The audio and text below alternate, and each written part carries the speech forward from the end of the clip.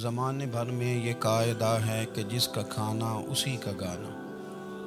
حضرت حکیم الامت فرماتے ہیں کہ زمانے بھر میں یہ قاعدہ ہے کہ جس کا کھانا اسی کا گانا، تو جن کا ہم کھا رہے ہیں انہی کے پھر گیت ہم گا رہے ہیں۔ کائنات ارضی اور سماوی پر سب سے بڑا، سب سے شاندار، سب سے خوبصورت، سب سے ٹھنڈا، سب سے امن والا جو انقلاب ہے وہ میرے نبی پاک نے برپا فرمایا۔ بڑی یہ کم نصیبی ہے کہ مسلمانوں میں فرقے بن گئے اور امت تقسیم ہو گئی، اور تقسیم ہونے سے کمزور ہو گئی۔ لیکن افسوس کی بات یہ ہے کہ لوگ اس بات کو سمجھنے سے عاری ہیں کہ عید میلاد النبی صلی اللہ تعالیٰ علیہ وسلم تو امت اس بات کے شکر کے طور پہ مناتی ہے کہ اللہ نے ہمیں اپنے نبی کا غلام بنایا۔ آؤ میں تمہیں مسلم شریف پڑھ کے سناتا ہوں، اور راوی بھی وہ بندہ جو ہر وقت حضور کے قریب رہتے تھے، حضرت انس بن مالک رضی اللہ تعالیٰ۔ آپ فرماتے ہیں مجھے وہ دن بھولتا ہی نہیں، میں بھلا سکتا ہی نہیں جس دن میرے نبی پاک مکے سے ہجرت کر کے مدینہ طیبہ تشریف لائے۔ حضور اس دن کیا ہوا تھا؟ تو حضرت انس بن مالک فرماتے ہیں ساری بیبیاں چھتوں پہ چڑھ گئی، ساری عورتیں اپنے اپنے کام میں مصروف ہوتی ہیں، کوئی کسی وجہ سے چھت پہ چڑھ جائے تو چڑھ جائے، ساری کٹھی تب بھی چڑھتی ہیں جب گلی میں کچھ اور ہو، جب کوئی انوکھی بات۔ ساری بیبیاں چھتوں پہ چڑھ گئیں، بچے درختوں کے ساتھ چمٹ گئے، اور فرماتے ہیں کہ 70 کے قریب لوگ حضور کی سواری کے آگے تھے اور باقی سینکڑوں کی تعداد سے سواری کے پیچھے تھے، اور فرماتے ہیں یہ الگ منظر تھا۔ اور یہ مسلم شریف میں نعرہ موجود ہے، مسلم شریف میں یہ صحیح مسلم میں موجود ہے کہ جب حضور مدینے آ رہے تھے تو مدینے والے نعرہ لگاتے تھے یا محمدہ یا رسول اللہ، اور چلتے ہوئے لگا رہے تھے یا محمدہ یا رسول اللہ کا وہ نعرہ لگا رہے تھے۔ اور پھر حضرت انس بن مالک فرماتے ہیں یہ دو منظر یہ تھے، ایک تیسرا منظر بھی تھا۔ مدینہ شریف کے اندر کچھ قبیلے تھے، آج بھی ایسا ہونا نہیں چاہیے، یہ اسلام نہ صرف اس کو ناپسند کرتا ہے بلکہ اس کی تردید کرتا ہے۔ چھوٹی برادری بڑی برادری آج بھی تقسیم ہے، نہیں ہونی چاہیے۔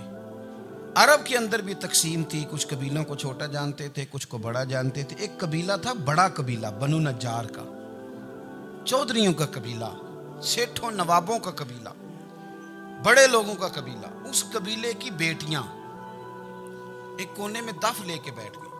نبی پاک صلی اللہ تعالیٰ علیہ وآلہ وسلم کے غلاموں بات کو سمجھے۔ ایک منظر یہ کہ عورتیں چھتوں پہ، آج ہم منع کریں گے کیونکہ یہ پردے کی آیتیں نازل ہونے سے پہلے کی بات ہے، اب آیتیں آ گئیں، اب ہم یہ اجازت نہیں دیتے۔ عورتیں چھتوں پہ چڑھ گئیں، مرد گلیوں میں نعرے لگانے لگے، اور بنو نجار قبیلے کی بیٹیاں، چھوٹی بچیاں وہ ایک کونے میں دف لے کے بیٹھ گئیں اور وہ پڑھنے لگیں طلع البدر علیہ۔ اب تو میلاد غریبوں میں رہ گیا ہے، ہمارے یہاں فیشن ہو گیا ہے، جب حالات خراب ہوتے ہیں تو لوگ برکت کے لیے میلاد کراتے ہیں، اور جب امیر ہو جاتے ہیں پھر انہیں میلاد کے جائز ہونے کی دلیل ہی کوئی نہیں ملتی، پھر وہ یہ فیشن ہے۔ بندہ تھوڑا سا پڑھ جائے نا دو چار چیزیں تو ہر چیز کو غلط کہنا اس کی طبیعت ہوتی، پھر یہ فیشن ہے کہ میری سوسائٹی نہیں ہو گئی، کتابیں نہیں ہو گئیں، فرنیچر نیا ہو گیا، دوست نئے ہو گئے، تو مذہب وہی پرانا۔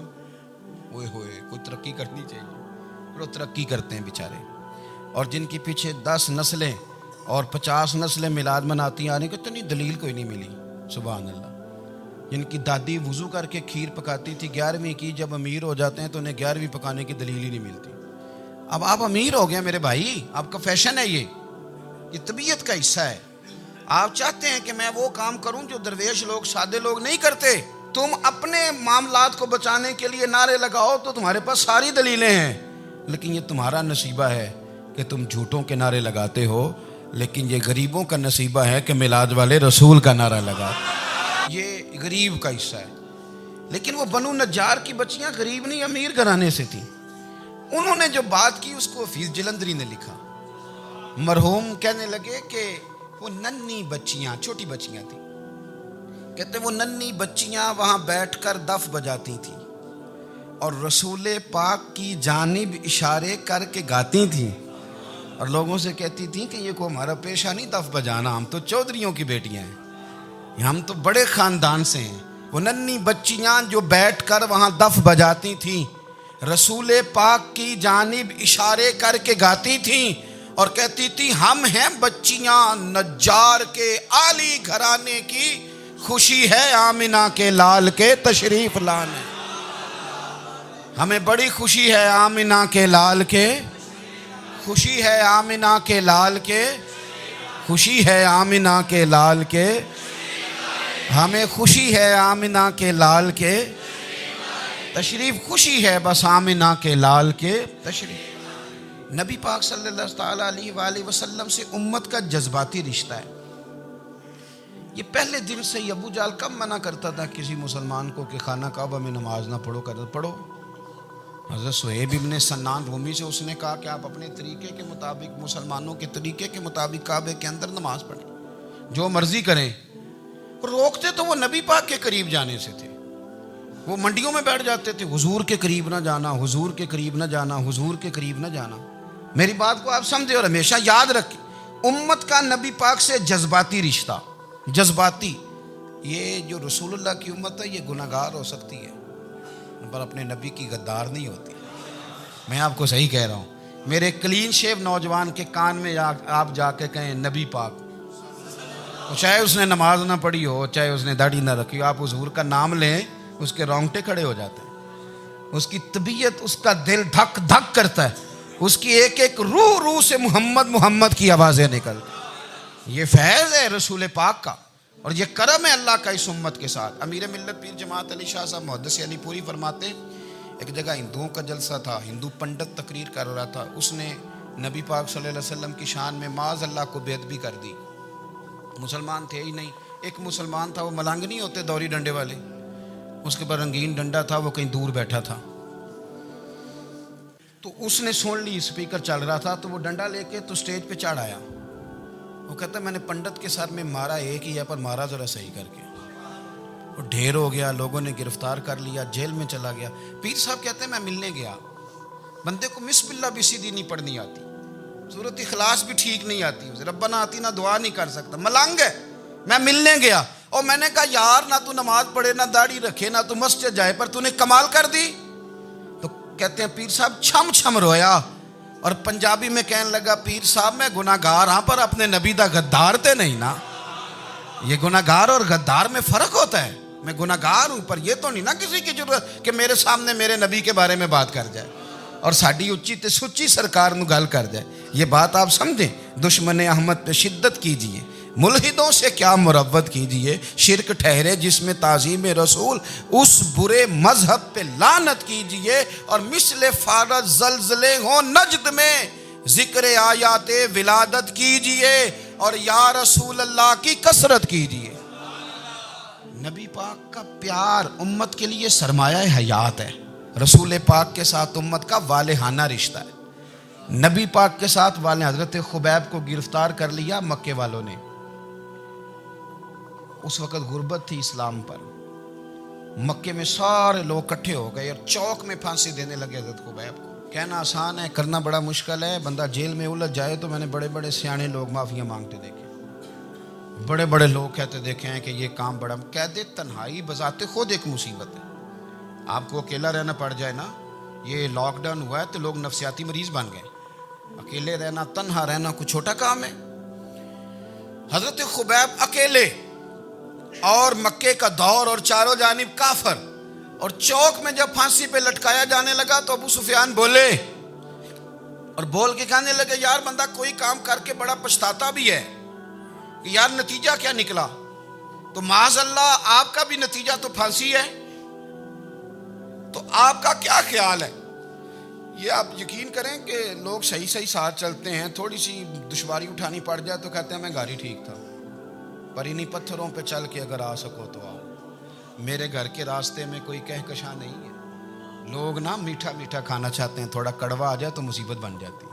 کہتے ہیں سارے فلانے سے پیار کریں گے تو میں کروں گا، سارے مخالفت بھی کریں گے تو ہم انشاءاللہ پیار ہی کریں گے۔ یہ کیا بات ہوئی کہ ہم زمانے کا رنگ دیکھ کے چلیں گے؟ اب بعض لوگ پچھتا رہے ہوتے ہیں، حضرت خبیب سے کہا، ابو سفیان نے ابھی کلمہ نہیں پڑھتے تھے، کہنے لگے تو اس وقت پھانسی پہ لٹک رہا ہے اور تیرے نبی مدینے میں اور آرام میں، اور ان کے صحابہ آرام میں، اہل بیت گھر میں، تیرے ذہن میں اگر اس وقت یہ بات ہو کہ اس وقت تیری جگہ پہ وہ ہوتے معاذ اللہ، تو پھر کیا ہوتا؟ مجمع غیروں کا، علاقہ غیروں کا، یہ ٹائم آیا تھا اب نعرہ رسالت لگانے کا، اب ٹائم آیا حضرت خبیب نے نعرہ رسالت لگانا ہے، پر لگانا کس طرح ہے کہ کافر یاد رکھیں۔ حضرت خبیب سے کہنے لگے اگر تیری جگہ حضور ہوتے تو پھر تیرا کیا خیال ہے معاذ اللہ؟ تو حضرت خبیب کہنے لگے تم ابھی بھی نہیں سمجھے؟ ٹھیک ہے میں مکے میں اکیلا ہوں، سارے لوگ مدینے میں ہیں، پر میں پچھتا نہیں رہا، میں تو فخر کر رہا ہوں، میں فخر کر رہا ہوں اس لیے کہ چوری کر کے جان نہیں دے رہا، مدینے والے کی عزت پہ جان دے رہا ہوں، میں فخر کر رہا ہوں۔ فرمایا سن، تو کہتا ہے تیری جگہ حضور ہوتے اور تم انہیں یہاں معاذ اللہ پھانسی پہ لٹکاتے۔ فرمایا سن، میں تو یہ بھی پسند نہیں کرتا کہ میں گھر میں بیٹھا ہوں اور میرے نبی کو ہلکا سا کانٹا بھی چبھ جائے، ہمارا اپنے نبی سے محبت کا رشتہ ہے، ایک کانٹا بھی حضور کے قدم مبارک میں چبھے ہمیں برداشت۔ مجمع ان کا تھا، نعرے لگ رہے تھے، ہم نے مسلمان پکڑ لیا، لیکن حضرت خبیب نے اکیلے، اللہ کرے آپ کو میری بات کی سمجھ آئے، اللہ کرے آپ کو سمجھ آئے، اکیلے جب پھانسی کے تختے کے قریب نعرہ لگایا نا کہ میں تو کانٹا بھی نہیں چبھنے دوں گا اپنے نبی کو، اب سارے ہار گئے۔ اب اس ایک جملے نے نا ان کو شکست خوردہ کر دی، اب بول کچھ نہیں سکتے تھے، گردنیں جھک گئیں، اور جب سناٹا چھایا تو ابو سفیان ساتھ والے سے کہنے لگا باقی ساری باتیں اپنی جگہ پر ہیں، پر اصحاب محمد سے پیار تو بڑا ہی کرتے ہیں نا، اور وہ کچا رنگ للاری والا جیڑا چڑھ دا تے لیندا رہندا، اے عشق تیرے دا رنگ محمد چڑھ جائے پھر نہیں لیندا۔ کہا یار پیار تو یہ کرتے ہیں نا، اس میں کوئی شک والی بات؟ اس پیار سے کافر ڈرتا ہے۔ نبی پاک کے ساتھ جذباتی وابستگی، حضور کے ساتھ غلاموں کا جذباتی رشتہ، اور نبی پاک صلی اللہ تعالیٰ علیہ وسلم کی آمد پر تشکر کے جذبات۔ امام رازی نے لکھا ہے کہ حضرت موسیٰ کلیم اللہ علیہ السلام نے تورات کی تختیوں کے اندر ایک امت کا ذکر پڑھا کہ جو امت گناہ کا ارادہ کرے گی تو گناہ لکھا نہیں جائے گا جب تک کر نہ لے، اور نیکی کا ارادہ کرے گی تو رب ان کی نیکی لکھ دے گا، اور جب وہ کر لے گی تو اللہ 10 گنا اجر عطا کرے گا، اور وہ ایسی امت ہوگی کہ جن کے چہرے قیامت کے دن نور کی طرح چمکیں گے، اور وہ امت ہوگی جن کی اللہ تعالیٰ زمین ساری پاک فرما دے گا، جہاں نماز پڑھیں گے نماز ہو جائے گی۔ یہ تذکرے پڑھ کے تو حضرت موسیٰ کلیم عرض کرنے لگے اللہ یہ امت میری بنا دے، تو رب کریم نے فرمایا کہ موسیٰ نہیں، یہ تو میرے محبوب کی امت ہے، فرمایا یہ تو میرے نبی پاک کی امت، حضور کی امت۔ اللہ اکبر۔ حضرت موسیٰ معمولی آدمی نہیں، وہ جلیل القدر پیغمبر ہیں جن کا قرآن کے ہر سپارے میں تذکرہ ہے، کہیں واضح طور پہ کہیں اشارتاً، ہر پارے میں۔ اور حضرت موسیٰ اللہ کے وہ نبی ہیں جو رب سے ڈائریکٹ باتیں کریں کوہ طور۔ کہا اے موسیٰ یہ امت تو میرے نبی کی ہے، تو حضرت موسیٰ علیہ السلام عرض کرتے ہیں، امام رازی نے لکھا ہے، کہتے ہیں اے اللہ پھر مجھے اپنی نبی کی امت میں شامل کر۔ او یار ہمیں لوگ کہتے ہیں میلاد نہ مناؤ، جس امت میں آنے کے لیے حضرت موسیٰ نے دعا مانگی، جس محبوب کی غلامی کے لیے، ہمیں تو دعا بھی کوئی نہیں مانگنی پڑی، اللہ نے فضل سے ہی مدینے والے کا غلام بنا دیا۔ تو ہم حضور کے تذکرے نہ کریں، ہم تشکر نہ کریں، ہم نبی پاک صلی اللہ تعالی وسلم کی نعت نہ پڑھیں، ہم حضور کے آنے پر جشن کا اظہار نہ کریں، ہر وہ جائز طریقہ جس سے اظہار خوشی ہو سکے وہ میلاد پہ کرنا چاہیے، اور اس کے لیے اسباب بنانے چاہیے۔ امت کا ایک جذباتی انداز ہونا چاہیے نبی پاک کے ساتھ، ایک وارفتگی، ایک ذوق، ایک طبیعت کے اندر وجدان۔ نعرہ مطلب اس طرح نہ ہو کہ بس چل رہا ہے کام، میں نہیں ہوں قائل، میں کہتا ہوں پہلے تو کوئی لگائے نا، اور پھر نعرہ جب لگتا تھا نا تو مسلمانوں کے یہاں نعرہ لگتا تھا تو بڑے بڑے لوگ کانپ جاتے تھے۔ صوفیاء نے لکھا ہے کہ حضرت عمر نے جب کلمہ پڑھا نا تو 39 بندے کلمہ پڑھتے تھے، تو نبی پاک نے رات کو دعا مانگی، اے اللہ عمر کو مسلمان کر کے اسلام کو عزت دے۔ حضرت عمر سویرے آ گئے، میں وہ تفصیل میں نہیں جاتا، بات لمبی۔ حضرت عمر جب آئے نا اور انہوں نے آتے جب کہا نا کہ میں کلمہ پڑھنے آیا ہوں، تو حضور اتنے راضی ہوئے کہ نبی پاک نے کہا اللہ اکبر، تو صحابہ نے نعرے لگائے اللہ اکبر۔ اللہ اکبر. یعنی 40 لوگ مسلمان ہوئے تو نعرے لگے. نعرے لگے. ہمارے صوفیاء کہتے ہیں حضرت عمر کے آنے پر جب نعرے لگے تو بتاؤ کہ وہ تو نعرہ تکبیر لگا, نعرہ رسالت کیوں نہیں لگا؟ تو کہتے ہیں گویا ہمیں حضور نے یہ سمجھایا ہے, حضور کے اشاروں نے سمجھایا ہے کہ میں اب اپنے نعرے خود تو نہیں نہ لگاؤں گا, میں نے تو اللہ اکبر کہہ دیا, عمر آ گیا ہے, میرے نعرے لگاتا رہے گا. وہ نعرے لگیں گے. حضرت عمر نے پہلے دن ہی کہا کہ حضور آپ سچے رسول ہیں تو چھپ چھپ کے نماز کیوں پڑھیں؟ شروع ہو گئے نعرے. حضور آپ سچے ہیں تو چھپ چھپ کے نماز کا کیا معنی ہو؟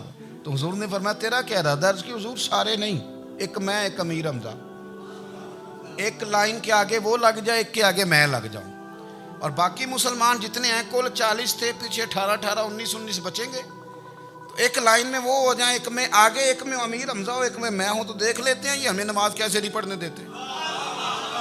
ہاں دیکھ لیتے ہیں. آئے نا میدان میں, ادھر آ ستمگر ہنر آزمائیں, تو تیر آزما ہم جگر آزمائیں, اور غلامان محمد جان دینے سے نہیں ڈرتے, یہ سر کٹ جائے یہاں رہ جائے کچھ پرواہ نہیں کرتے. فرمایا بھی پتہ چل جاتا ہے نا, ایک لائن میں حضرت امیر حمزہ ہو گئے, ایک میں حضرت عمر ہو گئے. پہلے یہ مارتے تھے جو حرم شریف میں مسلمانوں کے طریقے پہ نماز پڑھتا تھا. یہ جلوسوں کی بڑی برکت ہے, اندر بیٹھے رہے نا چپ کر کے, نکل جائیں تو پتہ کچھ بھی نہیں چلتا. جب نکلتے ہیں نا لوگ کہتے ہیں جلوس کیا معنی ہے, تو میں بتاتا ہوں نا جلوس کا معنی کیا ہے. حضرت عمر نے باہر نکلے 2 لائنوں کا جلوس, لمبا بھی کوئی نہیں, بندے بھی 40, اور جناب فاروق اعظم باہر نکلے تو عمر کا نعرہ, عمر کا. حضرت عمر نے یوں کر کے آستینیں بازو کی چڑھا لی, اور اپنے گلے میں جو ان کے رومال تھا نا اس کو یوں سینے پہ باندھا, اور اس ہاتھ میں تلوار تھی تو یوں کر کے باہر لہرائی. کہنے لگے او مکے کے کافرو ادھر آؤ میرے سامنے. جس نے اپنی بیوی بیوہ کرانی ہو, جس نے بچے یتیم کرانے ہوں, وہ آئے میدان میں. مصطفیٰ کے غلام آج سڑکوں پہ نکل آئے میدان میں, ہمارے سامنے ہمارا مقابلہ کرے. آئے نا میدان میں, ہم نکلے ہیں. اب ہم یہاں کعبے میں اعلانیہ نماز پڑھیں گے, ہم پڑھیں گے. طاقت ہے تو آؤ نا, ہمارا مقابلہ کرو, آؤ. کفر بذات خود بہت بڑا جھوٹ ہے, اور جھوٹ کے پیر بس 2 بندے نکلے تلواریں لے کے آگے. تو پھر حضرت عمر نے اعلانیہ نماز پڑھوائی خانہ کعبہ. تو میرے بھائی رسول اللہ صلی اللہ علیہ وسلم کے غلام تو جب نعرہ لگاتے تھے تو ہو ہی کمال جاتا تھا. پھر بریلی کے امام بولے, کہنے لگے پیش حق مجدہ شفاعت کا سناتے جائیں. حضور قیامت کے دن آگے نا, ہمارے آگے خوشخبری دیں گے, کہیں گے تم فکر نہ کرو, آ جاؤ میں تمہیں بخشواتا ہوں, میں تمہاری سفارش, آ جاؤ پیچھے. حضور نہ پیش حق مجدہ شفاعت کا سناتے جائیں گے. یقین کریں بریلی کے امام کو بھی بڑا ہی رنگ آتا ہے بیان کرنے کا. کہنے لگے آپ روتے جائیں گے. اللہ کو منانا ہے نا حضور نے. کہتے ہیں پیش حق مجدہ شفاعت کا سناتے جائیں گے, آپ روتے جائیں گے, پر ہم کو ہنساتے جائیں گے. باغ جنت میں محمد مسکراتے جائیں گے, پھول رحمت کے گریں گے, ہم اٹھاتے جائیں گے, اور حشر میں ہوگا ہمارا داخلہ اس شان سے, ہم یا رسول اللہ کا نعرہ لگاتے جائیں. ہم یا رسول اللہ کا نعرہ. امام راضی کہتے ہیں حضور نے ایک رکا پکڑا چھوٹا سا, ایک بندے کو لوگ دوزخ میں لے کے جا رہے ہیں. اچھا مجھے ایک بات بتاؤ, فیصلہ پہلے ہو گیا ہے, اللہ کے سامنے ہوا ہے, اور فیصلہ ہو گیا اور طے ہو گیا کہ دوزخ میں جانا ہے. وہ قریب پہنچ گئے دوزخ کے, تو حضور نے دیکھ لیا, اور بتایا کس نے؟ حضرت آدم نے. حضرت آدم کہنے لگے حضور وہ آپ کے غلام کو دوزخ میں لے جا رہے ہیں. نبی پاک آگے گئے, کیا پڑھتے ہیں ہمارے بھائی؟ حضور نے مجھے ان سے چھڑا کے چھوڑ دیا. نبی پاک صلی اللہ علیہ وسلم آگے گئے, فرمایا ادھر آؤ, کہاں لے کے جا رہے ہو؟ اللہ کے سامنے فیصلہ ہوا ہے نا, فرشتوں نے کیا ہے نا. فرشتے کو کسی سے بددیانتی تو نہیں نہ کرتے, فرشتوں نے جو کیا ٹھیک کیا ہے نا. کیوں لے کے جا رہے ہو؟ سونے گناہ زیادہ ہیں, نیکیاں تھوڑی ہیں. فرمایا میرے سامنے تو لو. کسی فرشتے نے نہیں کہا کہ سونے معاذ اللہ ہم کو بے ایمان ہے, ہماری کوئی سے زد چل, ساڈا کو بننا سان جائے دے نال. بھائی میرا مطلب ہے صحیح تولا ہے, فیصلہ ہے, فرمایا دوبارہ تولو. گویا رب بھی فرماتا ہے جیسے میرا محبوب کہتا ہے ویسے ہی کر. او کوئی نہیں, دوبارہ تول لو, کوئی حرج نہیں, تولو نہ دوبارہ. فرشتے دوبارہ آئیں گے, انہوں نے دوبارہ تولا, ایک پلڑے میں نیکیاں, ایک پلڑے میں گناہ. اب وہ گناہ پھر زیادہ نکلے تو نبی پاک نے نا جیب سے اتنا سا روکا نکالا. روکے کا بھی کوئی وزن ہوتا ہے, وہ حضور نے نیکیوں کے پلڑے میں رکھ دیا, نیکیاں بڑھ گئیں. فرشتے بھی چپ کر گئے, چلو بھائی جنت میں. मेरी तरह का था ना, पता सारा है सरदार नु की थी, पता तो था ना उसे मन आनम के मन दानम, तो सीधा हुजूर के कदमों से जा लगा, कहने लगा सोने मैं तो सारी ज़िंदगी गुनाह करता रहा, ये कौन सी नेकी है? तो हुजूर फरमाने लगे चुप कर, जन्नत का दरवाज़ा खोल गया, तू जा जन्नत में। हुजूर रुके में क्या है? फरमाया तूने एक दिन दरूद व सलाम नहीं पढ़ा था, मैंने तेरा संभाल के रखा हुआ तेरा दरूद शरीफ, वो नारे रिसालत नहीं तूने लगाए थे, वो तो खोल के मेरे तज़किरे मैंने तेरा संभाल लिया। दोज़ख में मैं तो क्या मेरा साया ना जाए, क्योंकि रसूल पाक से देखा ना जाए, मेरे रसूल पाक। चल और मेरी बात सुनो, मैं भी आपको खाना नहीं खिलाता, लंगर मेरे संगी खिलाते हैं, मेरे दोस्त आपको खाना पेश करते हैं। हर जगह आप जाते हैं तो वहाँ कुछ लोगों की ड्यूटी होती है, लेकिन तिरमिज़ी शरीफ सियासिता की हदीस है, हज़रत अनस ने पूछा था हुजूर क़यामत में कहाँ मिलेंगे? फरमाया हौज़े कौसर पे। हुजूर वहाँ अनस पानी पिलाएंगे कि बिलाल पिलाएंगे कि सुहेब पिलाएंगे? फरमाया नहीं, उम्मत प्यासी आएगी तो मैं अपने दस्ते मुबारक से पानी पिलाऊं। हुजूर वहाँ ना मिले तो फरमाया पुल सिरात पे आना, उम्मत गुजरेगी तो मैं रब्बे सल्लिम की दुआएं करूँगा। तो आला हज़रत फरमाते हैं जब हुजूर दुआ कर रहे हैं तो डरने की ज़रूरत क्या है?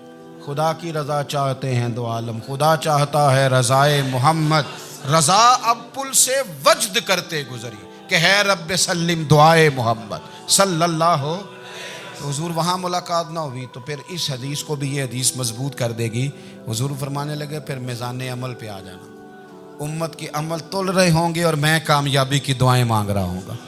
तो जिसके लिए हुजूर दुआ मांगेंगे नाकाम होगा, नाकाम होगा। अपने बच्चों को हुजूर की मोहब्बत सिखाएं, नबी पाक सल्लल्लाहु अलैहि वसल्लम की ग़ुलामी करें। आपका रिश्ता नबी पाक के साथ मजबूत होना चाहिए, आपके ताल्लुकात हुजूर के साथ मजबूत होने चाहिए। और आपने दाएं बाएं नहीं देखना कि प्रोपेगेंडा क्या है, लोग क्या कह रहे हैं। लोगों को देख के जो लोग रास्ता बनाते हैं वो पीछे रह जाते हैं। आपने ये देखना है कि मेरा हुजूर से निस्बत का ताल्लुक मजबूत है, कोई किधर जा रहा है इससे हमें कोई ताल्लुक। इस वक्त आलमी हालात क्या हैं, कौमी हालात क्या हैं, मुआशी हालात क्या हैं, जर्नलिस्ट क्या कह रहे हैं फलाने के, हमें इससे गरज नहीं है। हमें तो इतना पता है कि हमने अपने नबी को राज़ी करना है। तो इसलिए खूबसूरत महाफिल का जिक्र करें, खूबसूरत दुरूद शरीफ पढ़ें।